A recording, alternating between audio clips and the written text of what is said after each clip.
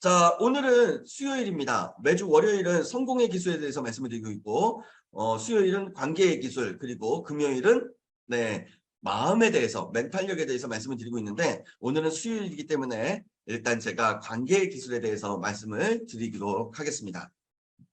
라면 좋아하시죠? 네, 제 뱃살에 주된 주적이면서도 절대 끊지 못할 이 라면. 혹시 지금 운전하시면서 어딘가로 향하시는 분들이 제 이야기 들으면 바로 시장기가 돌면서 라면 드시러 가시지 않을까라는 생각이 드는데, 자, 만나자마자 환하게 웃게 되는 사람이 있어요. 네, 물론 반대로 만나자마자 스트레스를 받는 사람들도 존재하겠죠. 어찌됐든 만나자마자 환하게 웃게 되는 이러한 사람들과 함께라면 그 어떤 곳에 가서도 굉장히 즐겁지 않을까요? 그런 사람들과 함께 시끌벅적한 음식점에 들어가 소주 한 잔을 기울인다? 주변이 아무리 시끄러워도 우리는 서로의 이야기에 귀를 기울이게 될 겁니다.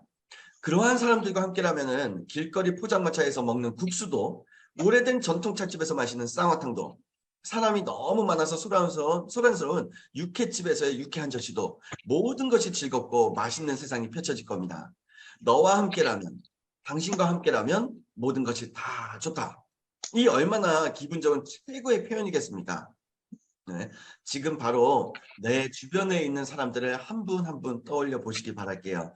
그리고 너와 함께라면 다 좋다라고 생각되시는 그러한 분이 계시다면 오늘 그러한 분들에게 꼭 전화 한 통씩 하시면서 서로 간의 안부를 나누셨으면 좋겠습니다.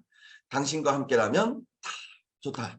저 또한 이 텐투드 리스트를 진행하면서 함께 해주시는 모든 분들이 계시잖아요. 너무너무 감사하고 여러분들과 함께라면 다 좋다. 이렇게 말씀을 좀 드려보고 싶습니다.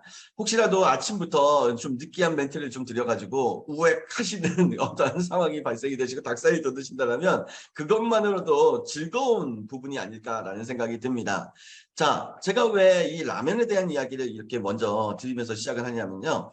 아까도 말씀드렸지만 우리네 인생은 내 곁에 어떠한 사람들이 있는가에 따라서 성공도 달라지고 행복도 달라진다고 저는 생각을 하거든요. 자, 그러면 네. 좋은 관계를 맺으려면 우리가 어떻게 해야 될까? 나 자신을 어떠한 존재로 만들어 가야 될까? 오늘 그 세 가지를 좀 말씀을 드릴게요. 좋은 사람들과 좋은 관계를 맺기 원하신다면 첫 번째, 정직하셔야 되고요.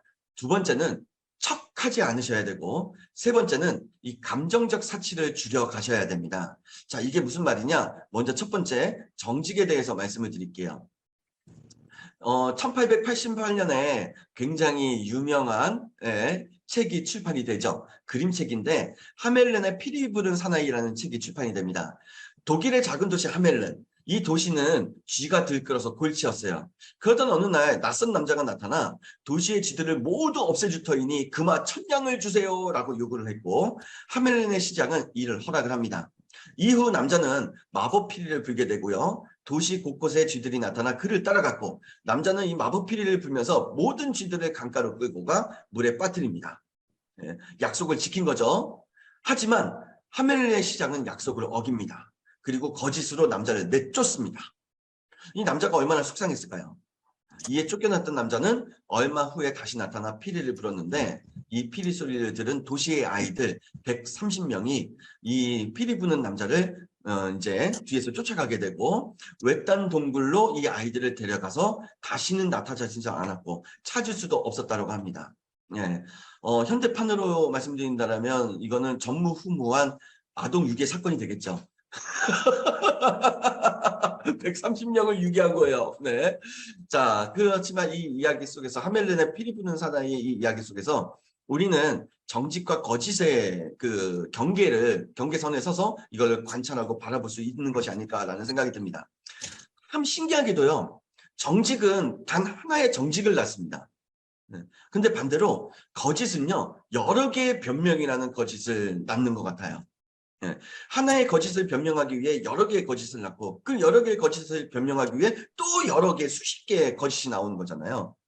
자, 그래서 저는 거짓은 우리가 현실을 기피하거나 어떤 상황을 모면하기 위해 우리가 쉽게 해나갈 수 있지만 정직은 끊임없이 우리가 스스로와 싸워야 가야 되는 굉장히 위대한 도전 중에 하나가 아닐까라는 생각이 듭니다.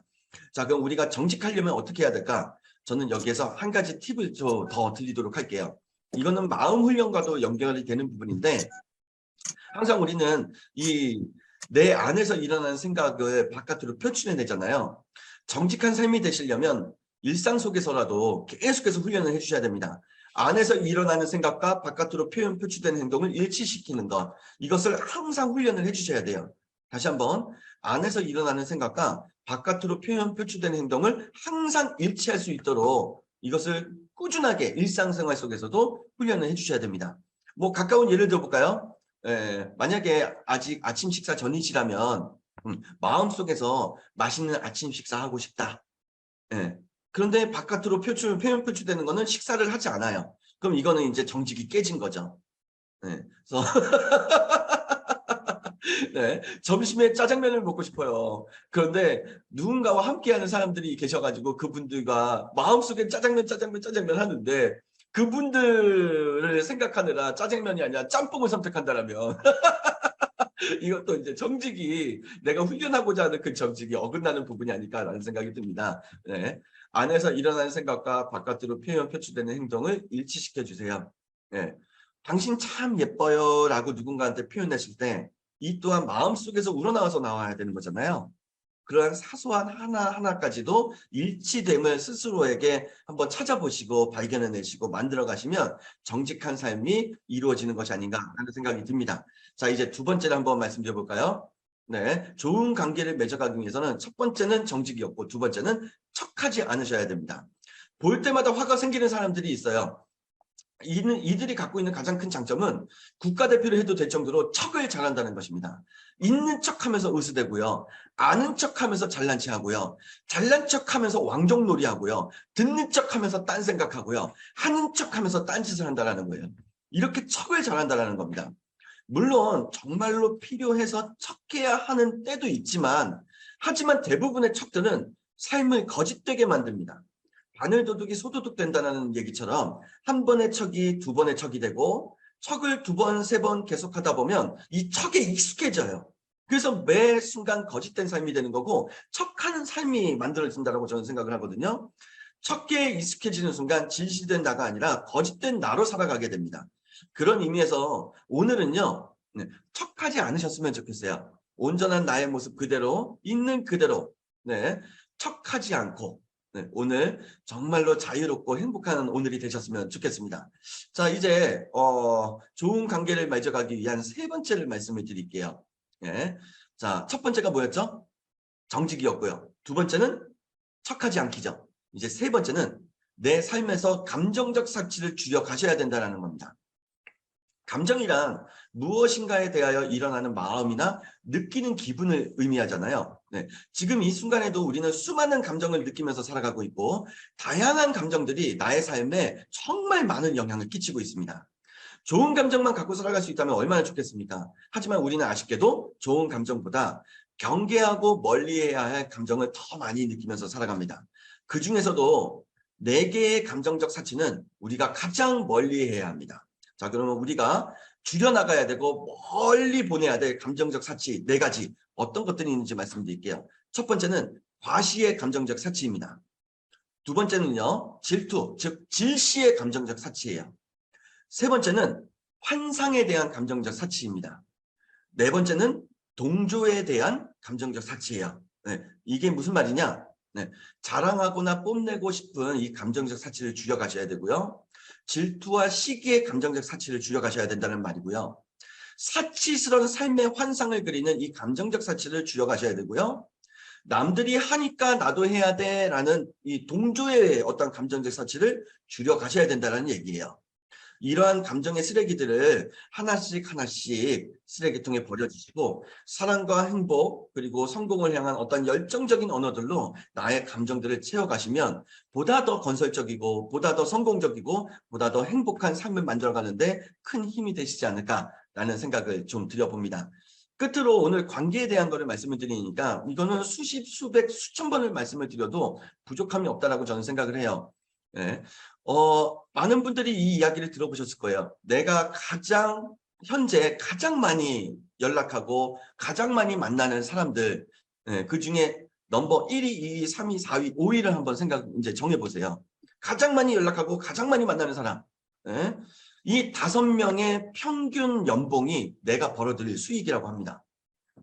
네. 이 5명의 평균 연봉이 내가 벌어들일 수익이래요.